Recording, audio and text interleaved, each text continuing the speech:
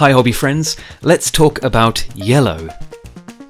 This video is the second part of a series I'm working on, looking at the wonderful world of underpainting. If you haven't already, I really strongly recommend you watch the first part, which you can find linked in the corner or in the description.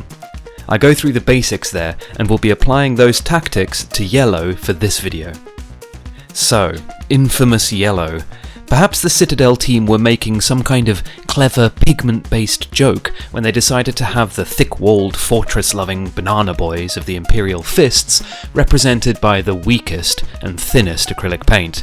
But, in any case, it's well known that getting a rich and smooth yellow can be a real challenge. Let's see if underpainting can do anything to help that. I've been throwing a red base coat down on this guy, and on the next one we'll do purple again. If you watched the last video, you'll have seen that purple was definitely my favourite of the red bunch. But will it perform under yellow as well? The darker end of purple is what lives directly opposite yellow on the colour wheel, so as I mentioned last time, we can probably expect this mix to get pretty dark. Blue down next, and while I do that, let's talk about tailoring things to the paints you're using. No two paints are the same. Within a single range of paints, this is true for different colours, and a single colour can vary wildly from one maker to the next. Each pigment, that's the base chemical that gives your paints their colour, behaves differently, and each maker uses them in different ways. So one manufacturer's bright red might be quite transparent and thin, but another's might be opaque. If we want to improve our painting, we should probably pay attention to these sorts of properties so we can get the most out of our paints. Take this green for example. Unlike almost all the other primary tones in the Molotow range, it's a pretty terrible base coat. That's one of the reasons I'll only use it over a good, strong primer. Molotow black in this case. It's not that this paint, or any particular paint really, is necessarily worse than any other, just that some paints are better suited to particular jobs. That thinner red you have might be perfect for glazing, given it's already transparent, whereas your more opaque red will give you a nice, even base coat to work from, or a bold, one-coat edge highlight. Okay, we need to get a shiny done for good measure here too, so let's spray some bronze on this chap, who seems to have left his helmet at the fortress, and then move on to some underpaint highlights. Unlike the red from last time, the yellow I'm planning on using here, like all yellow acrylics that I know of anyway, is ultra transparent.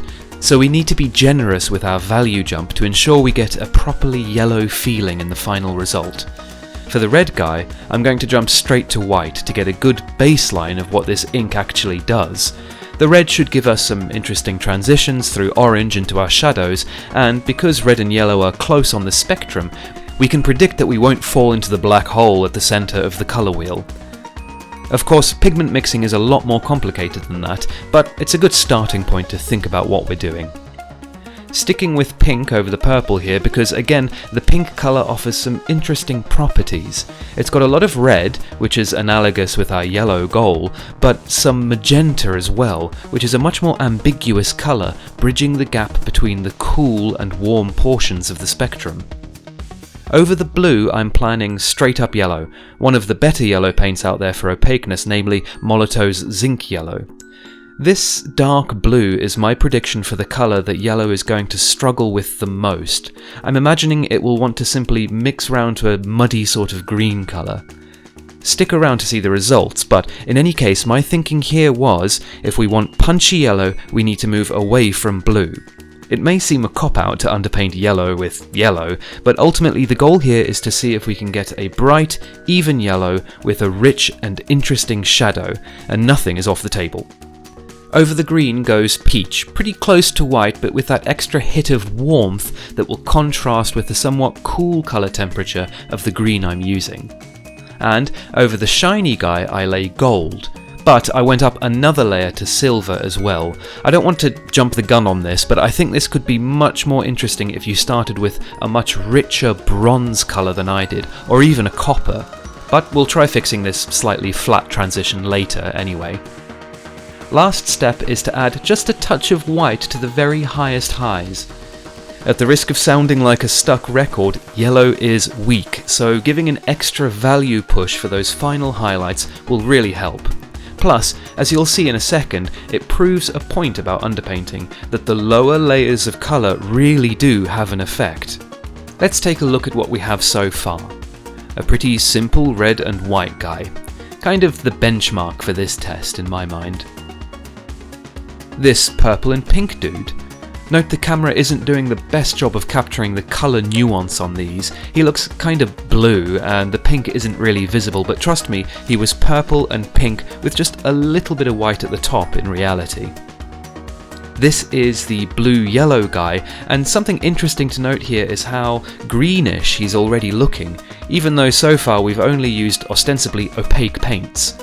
This effect is likely coming from the airbrush's microdotting, which our brains are smoothing together into one even colour transition.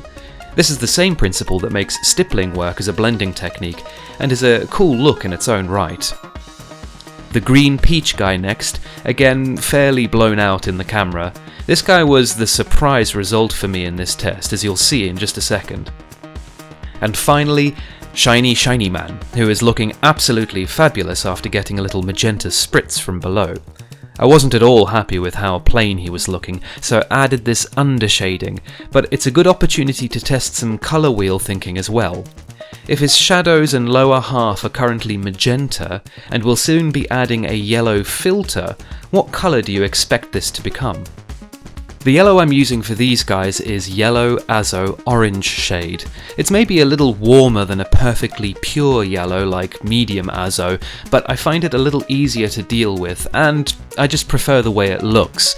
It's a bit childish maybe, but if I had to pick one slice of the spectrum I was least keen on, it would probably be yellow. It's just not my favourite hue, at least not as a main thematic colour. Pulling it ever so slightly across towards red like this makes it a bit more palatable to me. Just like last time, everyone but Mr. Shiny gets a light coat of matte varnish, which will help us see our colours more clearly and even out the finishes of the various different paint types we've used. And they also get some detail work. Actually, I will mention here that the detailing on these and the red guys before was kind of rushed. I'm not making excuses for my paint jobs, they look fine in real life, and these were only ever intended to be tests and demonstration pieces, but I don't want the sloppy detailing to distract from what we're supposed to be looking at, so apologies, and I'll endeavour to take a little more time for future entries into this series. Right, enough nonsense, let's look at some fortification enthusiasts who, with all those aerials, are definitely getting a full 5 bars of phone signal. First up, the blue man, who, predictably, has edged his way into a brownish green. I like the intensity of the yellow here, but overall, pretty predictable results, and not necessarily my personal favourite. Definitely better than a simple, plain black and white undersketch if you ask me though. Much more going on in our shadows here.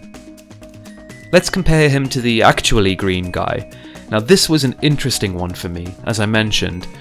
Despite green being closer on the colour wheel to yellow, it was way harder to get the yellow to cover, or even really interact with the green.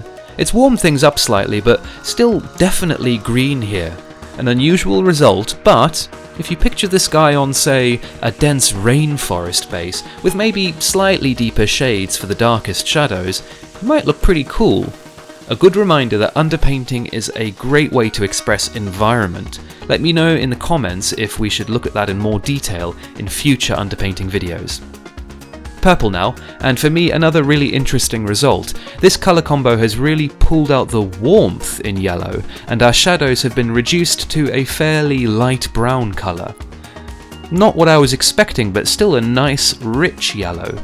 Could have just used a little more oomph in the shadows for my taste, maybe by adding an underspray of a dark blue before the yellow goes down. Don't forget that the very highest highlights in all these minis was the same titanium white, at least before the yellow went down, and yet the highest value yellow is completely different on all of them. Super interesting stuff. Last of the matte chaps, the red guy. Predictable but really satisfying result. Orange definitely feels like a natural place for yellow to go in its shadows, and that extra bump of warmth gets the richness in the yellow that I really crave. If you predicted that the magenta undershade of Captain Shiny Pants McDerpy Eyes here would result in red-orange, well, give yourself a pat on the back. and because the inks I used were pretty perfect one pigment colours, the resulting red is saturated and rich. I feel a little less adverse to a yellow shiny marine, probably because of the association with gold, but to be honest, I still find the overall result a little overpowering. So, who's your favourite? And are there any other combos with yellow you think might work? Let me know in the comments below, and if you enjoyed this vid, tap the buttons and, more importantly, say hello in the comments or over on Instagram. It's really fun chatting with you guys. Alright, see you next time.